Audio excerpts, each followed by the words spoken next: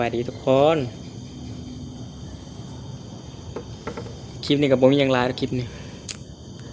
มีเรื่องหนึ่งอยากเว้าเว้ยอันตันใจเลยว่าอันนี้เป็นคนที่ผมเคยมักเลยคลิปสั้นเดี๋ยวชีลบคลิปสั้นออกแล้วก็ชีไปตัดต่อยมันเป็นคลิปแนวนอนบางทีก็ชีเลิกเฮ็ดช่อง YouTube นั่นแหละนึกครั้งเมื่อได้ก็สิกลับมาเฮ็ดใหม่คิดว่าเฮ็ด YouTube ในปี2026นี่มันบ่ประสบความสำเร็จแล้ว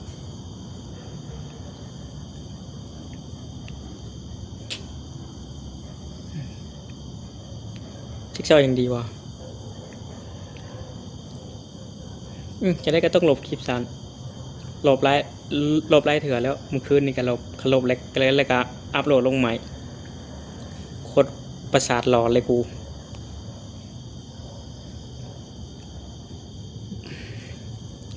ซ้ำวิ่งตามกระแสคลิปสั้นเว้ย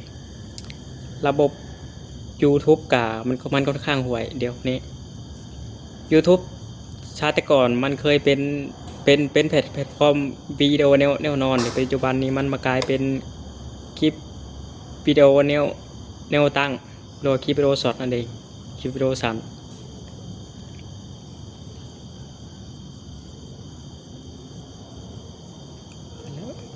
บ๊ายบาย